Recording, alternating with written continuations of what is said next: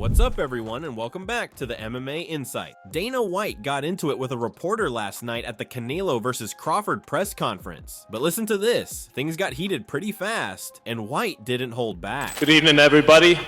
Couple questions for Dana.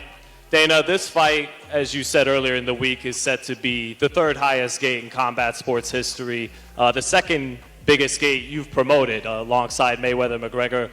The top 5 gates in combat sports history come in boxing, and they come in the last 10 years.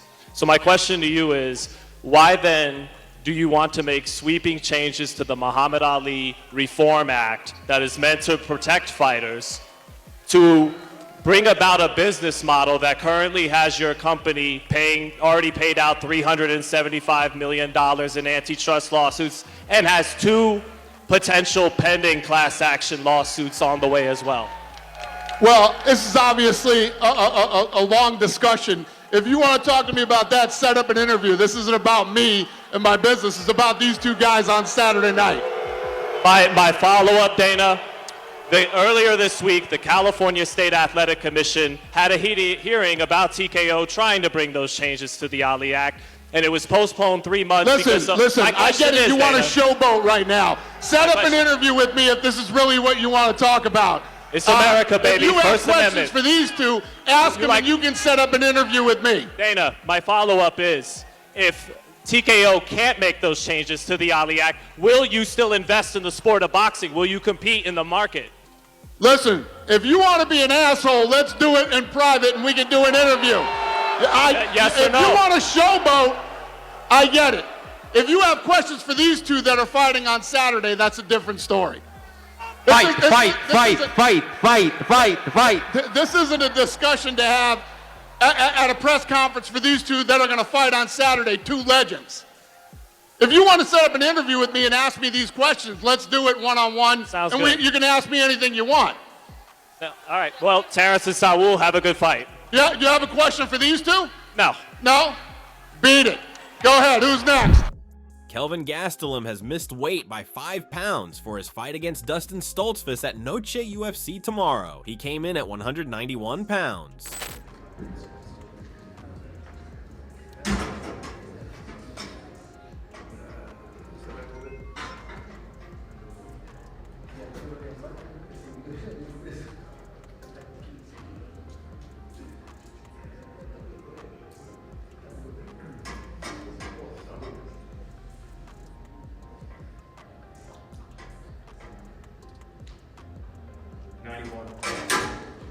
Straight ahead, Kelvin.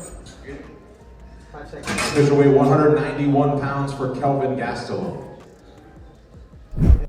Sean Strickland confronted Derek Moneyberg last night. Derek Moneyberg is known as an investing mentor and business coach. But listen to this, Sean has been calling him out online, accusing him of scamming people. Crazy enough, guys. Look who I ran into. This guy's real big, real jack. He says, why do I call him a scumbag on the internet? This is why I asked him. And again, you could say... So you got to do that for camera. You can't have a private conversation like an adult. You can only do things for the internet. You can't have a private conversation. Because what I have to say is factual, and you guys... It's not factual. So you guys, let me tell you why I don't... Would I like to get free money from this guy? Yeah, sure. Would I pay me money for... But Sean, when I just asked you, hey, have a conversation... Well, you asked me why I called you a scumbag. Then you need to have your camera. You can only talk on the internet. But I'll tell you why. I'll tell you why I called you a scumbag. Only on the internet. But I'll tell you why I called you a scumbag. You're the one being the fucking scumbag right now. No, I'll tell you why. I'm saying it to your face. I'll tell you why. You're the one being the fucking scumbag right now. I love my fans more than anything, you guys. And would I love to go take free money from this guy and peddle? Yeah, would I love to make free money from this guy? I would. I absolutely fucking would. I fucking would love to. But this man takes advantage of low-paid UFC fighters who are great men who are just trying to make their mortgage and live a life. And he takes advantage of these men and he uses their platform to peddle financial scams and he sues people and what he does is so dishonest and so scummy that no, I will not. Just because you're nice and you shake my hand and you say you're my buddy, no. You are a fraud. you are dishonest, you fraud people. This is why you don't want to be on camera, because you know everything I say is true. You've sued your people. I will never peddle his shit to you guys because I love you guys, man.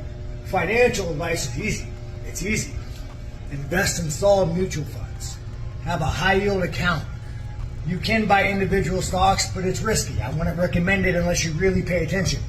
Real estate also risky. Your best real estate investment is going to be your first house when interest rates are better. But you are a scumbag and you're a fraudster, and the fact that you can't have this conversation on camera because you know everything I'm saying is true, and you won't use my platform or my name to peddle your shit to my followers. Ain't happening, dude. Go scam somebody else. Renato, Moicano, and Gilbert Burns gave their thoughts on John Silva versus Diego Lopez. Burns thinks Silva is going to come out looking for an early finish, but Moicano disagrees. He believes the fight is going to drag on and eventually go to a decision. I don't want to take that fight in consideration, but my thing is John Silva has a freaking knockout power. First 2 rounds, he's going to look for the finish. He's going to try to go fast and crazy. I don't think he's going to for the finish. I think he will. I don't think. Have you seen his interviews, what he was saying? Bro, and you saw that guy cutting weight too? He just posted a video from his last weight cut, bro. That cuts a lot of weight. Yeah, bro. he cuts a lot of weight. He's crazy. So that's why I'm saying, okay, if you cut that much of weight, you're going to have advantage in the first 2 rounds. Right. Other than that, bro, what's your opinion, a lot of who's weight. winning? Well, Silva by decision is plus 575. I'm telling you, that's a fucking good bet. Yeah. Wait, Silva and how's Lopes for decision? Because I think more plus 750. I think that's the. I think John Silva. I think John Silva by knockout. First 2 rounds, he's live. And the fight go to the decision. Yeah. That's better than choose the fighter. Yeah. Because I think that fight's going to be a decision, no matter who wins. I think John Silva by finish, first or second, or Diego by decision. Yeah, they have the fight to go to the distance plus 275, and then no minus 400. So they're saying that. Man, that's easy money. No, don't say that, bro. Yeah, easy. Last time you say 1000%. You curse everybody rough. Was like that. It was not but just you me. curse rough. You no, don't say. Don't give one. Don't say 1000%. So 100%, my brother. Dominic Cruz still holds resentment towards referee Keith Peterson, believing that his fight against Henry Cejudo was stopped too early. Is the way that fight went, like, I'm on my feet. Yeah. You're trying to get up. I'm up. Yeah. I'm not trying to. I'm up, and there's 1 second left on the clock. And all nonsense, Keith Peterson is a complete cut for that. Yeah. It's the only sporting event in the world going on. There's 1 second left on the clock. I'm on my feet. I did my job as a fighter, and he failed as a referee. A complete failure. Yeah. And on multiple occasions, he's kept doing it. So yes, that fight got away from me, and it taught me that, you know, yes, I got hit. I shouldn't have got clipped. Yeah. 100%. I took responsibility for that, and I told Keith Peterson that, yes, I shouldn't have gotten clipped and got dropped. Okay. Yeah. I get dropped almost every fight, get back up and whoop your ass after that. Yeah. I knew this was going to be part of it. I knew the first 3 rounds was going to be a war with Henry. He's not a chump. Yeah. But I knew after that was my, you know, and so he knew that too. Yep. And so there's a game we're playing. So you got to let me play the game. And Keith Peterson took that opportunity away from me, took half my check from me. Yep. Because he wanted to look at Henry and listen to Henry. I should stop it. Stop it. I'm hurting him. Yeah. And, dude, you are a weakling. Yeah. You are a weak human. Yeah. So get your life together and then come back and get in the ref.